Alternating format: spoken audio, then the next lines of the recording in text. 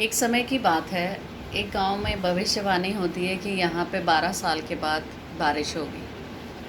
तो जैसे ही भविष्यवाणी होती है कि 12 साल के बाद बारिश होगी, शिव जी भविष्यवाणी करते हैं कि मैं इस गांव में 12 साल के बाद अपना डमरू बजाऊंगा, जब तब ही बारिश होगी।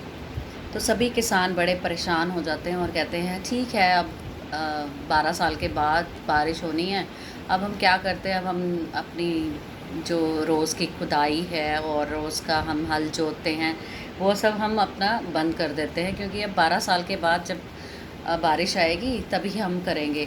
तो एक किसान जो होता है वो क्या करता है, वो हमेशा हर दिन खुदाई कर रहा होता है और बीज बो रहा होता है, और उसको यही लगता है कि मैं मतलब घर क्या करूं, बैठ के कुछ ना कुछ मैं करता रहूं। तो सभी किसान उसको सोचते हैं, उसको कहते हैं कि तुम क्यों इतना धूप में और इतना सारा दिन मेहनत करते रहते हो। तो कहता है मैं अपने लिए मेहनत कर रहा हूँ ताकि मेरी बॉडी यूज़ टू रहे। ऐसा ना हो कि कल को 12 साल बाद जब बारिश आए तो मैं खुदाई करना भूल जाऊँ और मेरा को मतलब जैसे ही बारिश आए या जैसे लगे कि बारिश आ रही है तो मेरे को खुदाई करनी पड़ जाए और मेरी बॉडी यूज़ टू ना हो मेहनत की और मैं खुदाई ना कर पाऊँ। तो मैं अपने आप को मैं बिठा नहीं सकता, मैं तो काम करूँगा और खेतों में काम करूँगा, बारिश आए चाहे ना आए, क्योंकि मुझे अपने आप को फ़िट रखना है, अपने आप को मैंने लगाए रखना है, सो दैट मेरे को आदत रहे। तो सारे किसान उसको देख देख के ना उसका मजाक उड़ाने लगे कि सारा दिन ये बस वैसे ही खेतों में जाता है, वैसे ही खुदाई करता है, वैसे ही सब कुछ करता है और बैठा रहता है, फिर धूप में पेड़ के नीचे बैठा रहता है, वहीं खाना खाता है। फिर जैसे मतलब उसकी रूटीन चल रही थी उसने वैसी ही चलाई और ऐसी ही उसने काम किया जैसे वो पहले करता था जब खेती बाड़ी होती थी पूरी। तो क्या हुआ कि एक दिन ऐसे काफ़ी टाइम निकलता गया, जैसे 2-3 महीने निकलते गए। तो एक दिन शिव जी और पार्वती वहाँ बैठे हुए थे हिमालय पर्वत पे। तो पार्वती ने बोला शिव जी को कि देखो, आपने सरों को बोल दिया कि मैं 12 साल के बाद जब डमरू बजाऊंगा तब बारिश होगी, और 12 साल के बाद ही बारिश होगी जब मैं डमरू बजाऊंगा।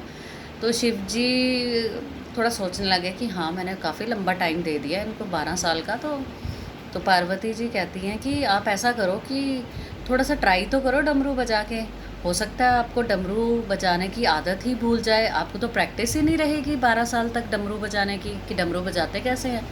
तो इस बात को 2-3 महीने हो चुके थे। तो शिव जी कहते हैं ये बात तो सही है, मुझे तो प्रैक्टिस कर लेनी चाहिए।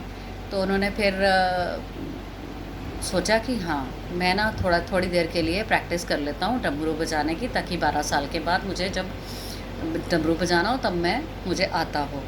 तो उन्होंने उसी वक्त डमरू उठाया और डमरू बजाने लगे। तो जैसे वो डमरू बजाया उन्होंने, और वैसे ही बारिश आ गई। और जैसे बारिश आई तो वो जो किसान था जो बहुत मेहनत कर रहा था, बिना किसी उम्मीद के मेहनत कर रहा था, तो बारिश आई तो उसके खेतों में एकदम बारिश, और वो खुश हो गया कि मेरे खेतों में सारी तैयारी उसने कर रखी हुई थी जैसे कि बारिश अभी आने वाली है। तो जैसे सारी तैयारी उसने की हुई थी, मेरी आपसे यही एक विनती है कि आप भी अपनी तैयारी वैसे ही रखें। बाकी सारे किसान सोचते रहे कि काश हमने भी तैयारी की होती, काश हमने भी मेहनत की होती, आज हमारे खेत भी लहला रहे होते। तो जैसे उसने किसान ने बिना किसी उम्मीद के तैयारी करके रखी हुई थी, बिना किसी उम्मीद के कि बारिश होगी, उसने अपनी पूरी मेहनत की, उसने अपनी ना बॉडी को रेस्ट दिया और ना ही अपने काम को रेस्ट दिया। तो अगर उसने रेस्ट नहीं दिया तो उसको फल बिल्कुल मिला, और सबसे ज़्यादा मिला। वो सबसे ज़्यादा हैप्पी किसान रहा, सबसे ज़्यादा सक्सेसफुल किसान रहा। तो मेरी आप सबसे यही रिक्वेस्ट है कि जब तक ये लॉकडाउन चल रहा है, अपनी बॉडी को, अपने काम को वैसे ही करते रहिए जैसे आप पहले करते थे जब लॉकडाउन नहीं था, जब ये कोविड-19 नहीं था। तो अगर आप अपनी तैयारी रखेंगे, ऊपर वाले के घर में देर है अंधेर नहीं।